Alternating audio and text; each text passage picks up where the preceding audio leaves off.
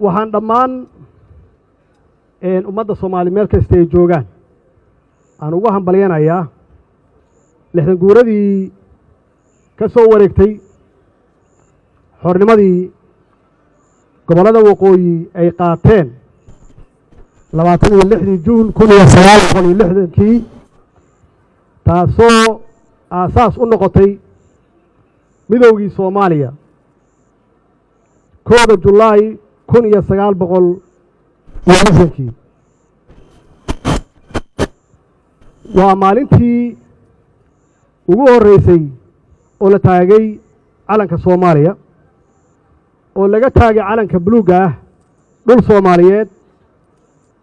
imaamkii tixdii gabayga ah uu noo tiriyay oo Cabdullaahi Suldaan Timcade uu tiriyay ee ku magacaabay kaana siid kana saar tixdii taariikhda gashay oo Cabdullaahi Suldaan Timcade uu ka jeediyay beertii xorriyadda ee Hargeysa waa maalintii uu guuleystay halgankii dheeraa ee gobonimo doonka waa maalintii gobollada waqooyi ee dalkeenna ay xorooween waa maalintii horseeday midnimada iyo qaranimada ummadda Soomaaliyeed maanta aan ku naaloonayno waxaan aad iyo aad ugu faraxsanahay xuska iyo weynaynta taariikhdaas qiimaha weyn noo wada leh ee eebbe na halalsiiyey oo tusay inaan sidaan quruxda badan aan ugu maamusno waxaan runtii qorsheynaynay intaan in ka badan inaan gelinno oo guddi aan u saarno 60 guurada sanadkii la soo dhaafay oo aan qorsheynaynay runtii shaqo aad u far badan inaan qabanno oo 60 guuradan ay ka weynaato kuwii hore bacdama aan 60 jirsanay laakiin nasiib darro waxaa caqabad badan ugu noqday COVID-19 oo socodkii adduunka oo dhan yareeyay annaga dhexdeena xitaa socodkii yareeyay wax badan aan qaban lahayn runtii na hor istaagay laakiin waxaan qorsheynaynay inaan aad iyo aad u weynayno sidaad arkaysaan caawa xitaa buloleerkii la samayn jiray waa naga soo gaari waayey waxaan dareensanahay qiimaha weyn ee madax bannaanida iyo yagleelidda qarannimada ummadda Soomaaliyeed ay ugu fadhido waxaa la soo maray halgan dheer oo naf iyo maalba lagu bixiyey waxaa mahad ilaahay ah oo mahad iska leh halgamayaashii dadkii runtii ilaahay ku aadiyey inay fahmeen waxa kaliya oo gobonnimo lagu heli karo iyo midnimo lagu heli karo inay tahay in laga guuro ama laga tago qabiilka iyo qabyaaladda waxaa kaloo mahad iska leh halyeeyadii u soo halgamay ama soo dagaalamay oo u huray naftoodii iyo dhiiggoodii dhaxal wanaagsanna nooga tegey oo aan haynaa hadda halgankii xornimadoonka ee ka socday dhammaan dhulka soomaalida waxaa kaalin weyn ka qaatay dhalinyarada soomaaliyeed hadday yihiin koonfur iyo waqooyiba dhalinyaradaas oo ku midaysnaa ururadii gobonnimodoonka ahaa ee la odhan jiray SNL iyo SYL waxaa xusid mudan kaalintii SNL ay ku lahayd halgankii gobonnimodoonka iyo xoreynta gobollada waqooyi oo la mid ah doorkii ay SYL ku lahayd xornimada gobollada koonfureed labadaas urur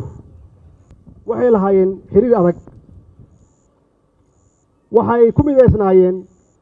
hal hadaf oo ah midnimo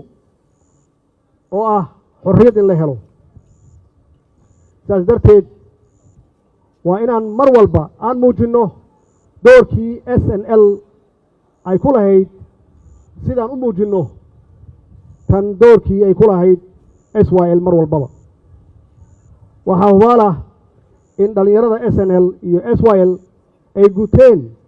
waajibaadkii ka saarnaa jiilkan hadda jooga inay ku noolaadaan xorriyad iyo sharaf 60 sano kadib waxa ay xaqiijiyeen jiritaanka jiilka hadda jooga waxay xaqiijiyeen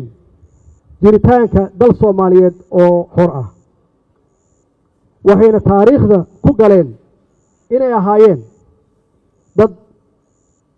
ogaa in lagu gaari karo gobonnimo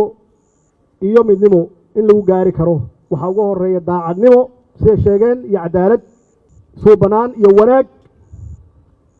wadaniyad ama patriotic walaaltinimo is-ixtiraam isqadarin geesinimo in loo dhinto dalka markay ay gaarto iyo in kor loo qaado qof walba oo Soomaali ah qabkii Soomaaliga iyo sharafkii in kor loo qaado oo wax walba laga hormariyo intaas ayay ahayd wixii keenay midnimada maanta iyo gobonnimada aan ku naaloonayno kuwii naga horreeyey oo aan ku sheegnay SYL iyo SNL waxay nooga tageen dhaxal su-aashu waxay tahay maxaan annagu uga tegaynaa kuwa hadda jooga waa ognahay waxay nooga tageen inay ahayd inaan Soomaaliya ay xor noqotay inaan midownay inaan yeelanay dawlad midnimadu macnaheedu waa xooggaasna aan ku istaagnay dadkeennii ay ku heleen maxaan ku raahdaa adeegii bulshada dhallinyaradeenii ay heleen iskuul lacag la'aan ah waxbarasho lacag la'aan ah caafimaad lacag la'aan ah in la dhiso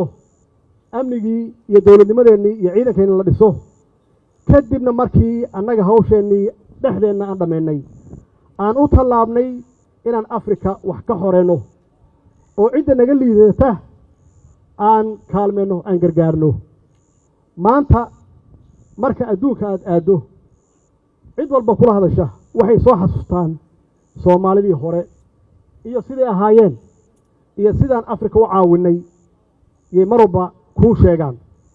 iyo sidii aan garab u siinay qolooyinkii markaas dawladihii aan gobonnimada gaarin waxaasoo dhan waxaan ku gaarnay waxay ahayd midnimo waxay keentaa dawlad wanaag midnimo waxay keentaa bulshadaada inay ka xaqabeelaan adeegooda iyo wixii dawlad laga rabay annaga hadda xagee yaan u soconnaa marka sida la sheego 60 sano jirnaa 30 sano waa wada joognay meel fiican bay wax noo maraayeen inkastoo dhaliilo ay jireen laakiin dalku waa haystay dalku mid buu ahaa ummadeenu waxay la tartamaysaa caalamka intiisa kale ma jirin kala qoqob qabyaalad xoog leh ma jirin oo qofku uu ka hormariyo wadaniyada iyo qarannimada ma jirin taas way waxa aan rabno inaan wax ka cabirana marka 30kii la soo dhaafay waxaan sameeynaa wixii ka duwanaa wixii dhalinyaradaas ay sameeyeen Soomaaliyeed oo ahaa in ay iska fogeeyaan wax alla wixii kala qaybin kara oo ay ugu horeyso qabyaaladda iyo gobolaysiga ay ku xigto taasna runtii 30kii sano ee la soo dhaafay aan ka galnay adduunka meel aad iyo aad u hooseysa oo aan la sheegi karin oo ceeb leh aan ka galnay wax kasta aad fiiriso haddii aad gasho Google-ka haddii aad gasho YouTube-ka meel walba aad gasho meesha ugu hooseysa aan ka joogno adduunka annagoo cabiranayna halbeegna ay noo tahay farqiga u dhaxeeya markay ummaddu mid yihiin oo ay walaalo yihiin oo nidaam fiican iyo dawlad fiican ay haystaan ay isku kalsoon yihiin iyo marka ummaddu ay kala irdhoobaan ummaddu ay kala fogaadaan ummaddu ay qabyaalad iyo qabiil ay noqoto hooygooda markii gobolaysi uu noqdo wax qabiil ku dhisan markuu noqdo markii dalku dad ay yiraahdaan waa kala tagnay waxa soo idil waxa aan ka dhaxalnay waa ognahay waxaan ka dhaxalnay sumcad xumo oo adduunka dhan noo taala maxaa yeelay waxaan ognahay kuma tartami karno qabiil adoo qabiil wata Ethiopia lama tartami kartid Kenya lama tartami kartid Uganda lama tartami kartid Suudaan lama tartami kartid Carabaha lama tartami kartid maxaa yeelay qaabka aad ku wajahaysaa khaldan maxaa yeelay iyagu qabiil maaha waxa ay kuula tartamayaan waxay kuula tartamayaan waa qaran maaha gobolaysi waxay kuula tartamayaan marka adigu kii walaalka ahaa hadii uu ku weeyahay oo aadan arkaynin wax kale oo aadan arkaynin sidii annagoo qaran aan ula tartami lahayn caalamka intiisa kale waxa weeye waxaad noqonaysaa in aad mar walba aad ka hooseyso oo mar walba hoos lagu fiiriyo oo mar walba aad taakuleen iyo caawimaad aad weydiisato adigoo ah hal dad oo walaalo ah adigoo ilaahay khayraad badan ku siiyey adigoo ilaahay ka dhigay dadka Soomaaliya lagu yaqaano oo shakhsi markay tahay aan nahay dadka ugu quality fiican dhinac walbaba laakiin markay noqoto maamul markay noqoto wada shaqayn markay noqoto dawladnimo aan ka galno meesha ugu hooseysa waxaan hadda u soconaa marka 30 cusub yaan u soconaa 30ka cusub ummadeenu maxay naga dhaxlayaan marka ilaa aabayaasheen waa sheegay waa soo halgameen waa loo xiray waa loo dilay waa u dhinteen xoolahoodii iyo dhaqaalahoodii waa ku bixiyeen in Soomaaliya la sinaato ama ay ka sareyso wadamada la midka ah ay ka sareyso waana muujiyeen iyagoon ognahay wadciga aan ku jirno hadda iyo wadciga ay ku jireen aan ognahay wax kala fogna ay ahaayeen macnaheedu waxay tahay 30 sano soo socda waxaan raadinaynaa midnimo 30 sano soo socda waa 10 waa test annaga dadkeena madaxda ay ugu horeyso iyo guud ahaan bulshada Soomaaliyeed laga rabo inaan u dhaqaaqno midnimo inaan raadino waa bilawnay inaan raadino midnimo oo aan ka raadino walaalahan Soomaaliland aan ka raadino muddaan ka shaqeynay ilaahay waa nagu guuleeyay waxaan rajeynayaa in wada hadalkaasi uu noqdo mid miro dhal ah maxaa yeelay kalama maarano waa isu baahannahay dhinac walba yaan ehel iyo walaalo u nahay haddii dhinac uu ku maqan yahay waa ognahay waa aragnay khibradeeda waa haynaa dhinac kale inuusan dhaqaaqi karin intay naga maqan yihiin ma dhaqaaqi karno iyaguna ma dhaqaaqi karaan marka inaan annagu isfiirsan marka annagoo midaysan inaan fiirino dawladaha geeska Afrika sidee aan kula tartamnaa dhaqaalaha iskaashiga hadda ka bilowday geeska Afrika ilaa kulama tartami karno annagoo qaybsan kulama tartami karno adduunku waxaa dhashay globalization wax la yidhaahdo geeska africa waxaa ka bilowday iskaashi dhaqaale annagaana bilownay fakarkeedana annagaa lahayn annagoonan iswadan faan ma aha waa wax dhaba annagaa ka iibinay annagaa u tagnay xaqiiqatan markii ugu horreysay waxay ahayd suudaan in lagu qabto waa markii 2017 iyadoo ahayd waa socon weydi waa noo socotay markii dambe waa hawl bilaabatay shaqo bilaabatay weeye waxay ogaadeen geeska africa dowladaha ku yaalla in laisu baahan yahay in dowlad keligeed istaagnaan karin waxay ogaadeen colaaddii iyo dhibaatadii ka jirtay inaan la wadi karin in maanta iyo wixii ka dambeeya loo baxo economic development inaan horumarino shacabkeenna fakhriga inaan kala dagaalno